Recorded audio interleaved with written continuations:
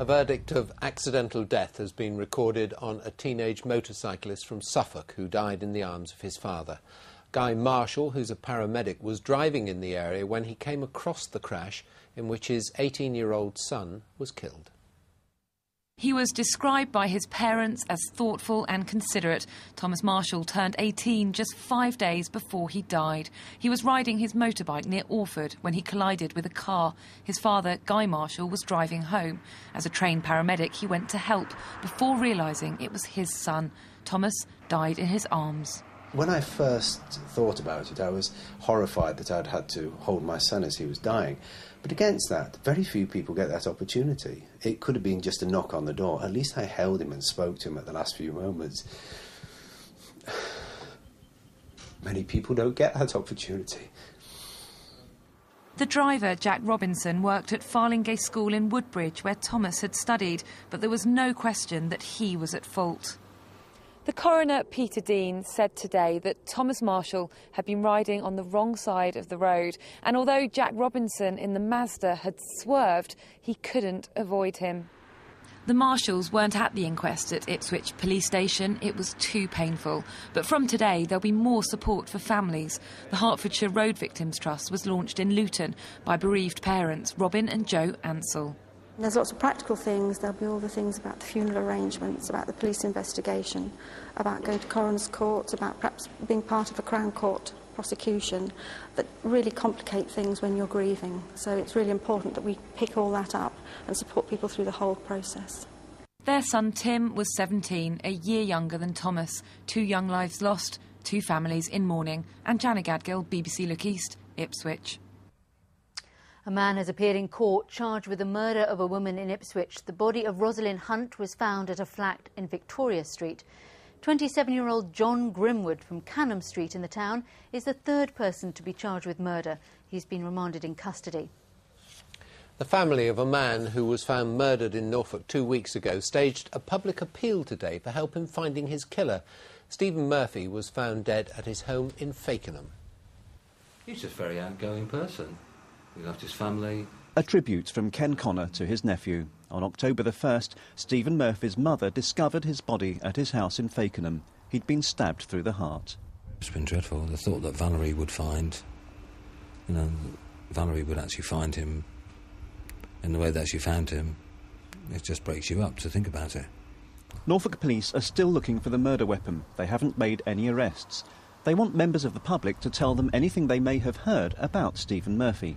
Our job is to put the whole picture together like a big jigsaw, and their little bit may be key to linking other things together and helping us resolve the whole inquiry. So anyone with any information, I urge them to come forward and talk to us.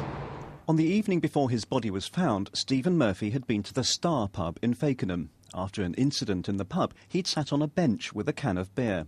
A police officer had checked he was all right. That was the last time he was seen alive. Somebody may have seen something in the area at the time. They may have seen something unusual, and they have not yet come forward for whatever reason. Someone may know who's responsible for this. Please contact the Norfolk Police now. John Halford, BBC Look East, Norfolk. Essex County Council has promised to cut spending by £300 million over the next 3 years, an increase on the previous target. The Conservative-controlled council says it can be done by cutting duplication and waste.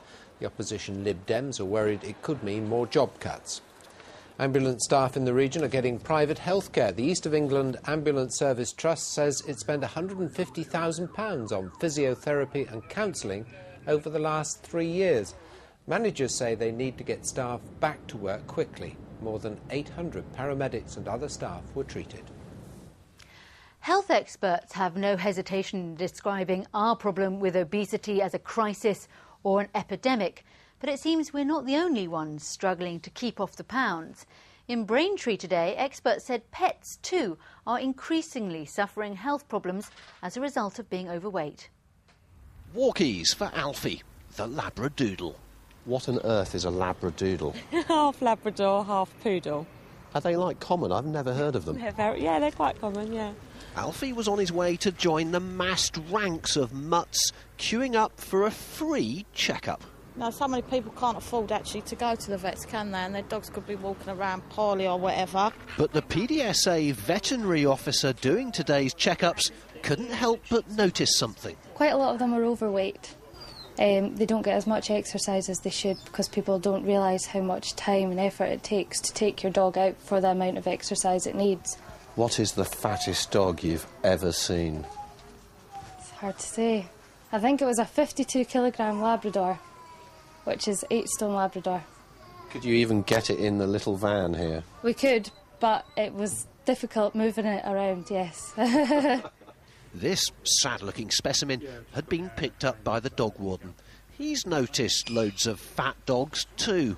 It could be down to the way people feed their dogs and not having time for the proper exercise that dogs need. Some people just give them tidbits all day long. And we've got 2 small children, so they like giving him bits off the plates every now and then. You can see he's not fat, he's lots of exercise, and be sensible like you are with yourself. I think look at the owner, look at the pet sometimes. And yes, Alfie, the Labradoodle, is overweight. Gareth George, BBC Look East.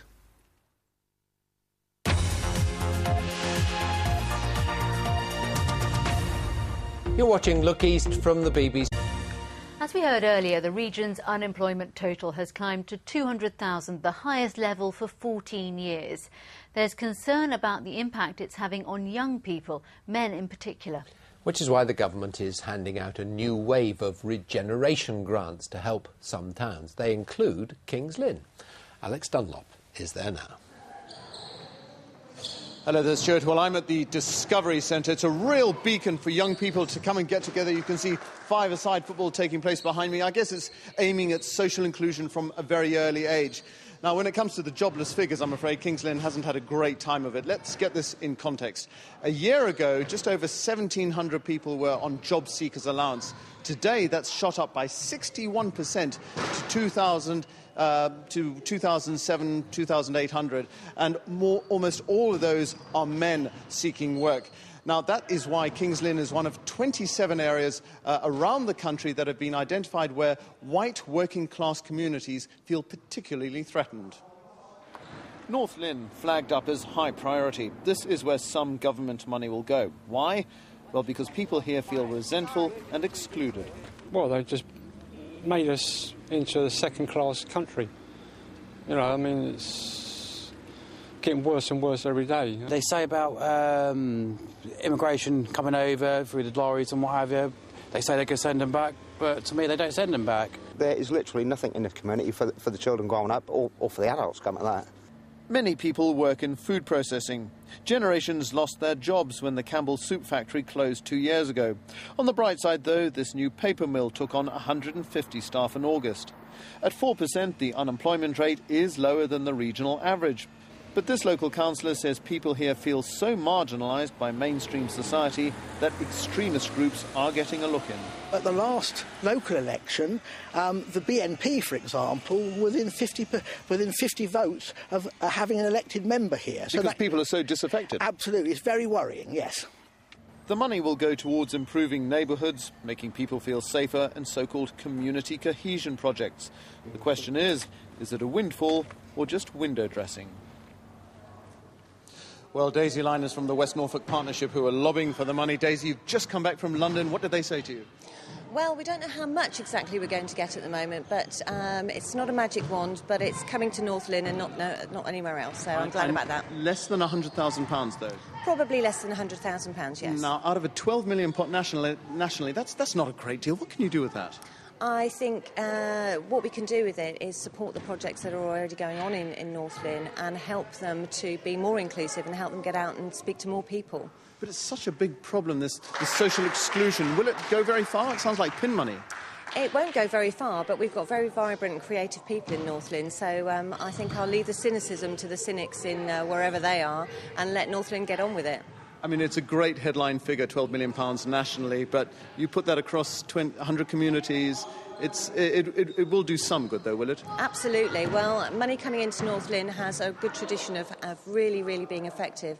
Places like the Discovery Centre, they can hit the ground running and they can really be effective. It doesn't matter how much it is, as long as it's a little bit. And briefly, when will we know if it's succeeded?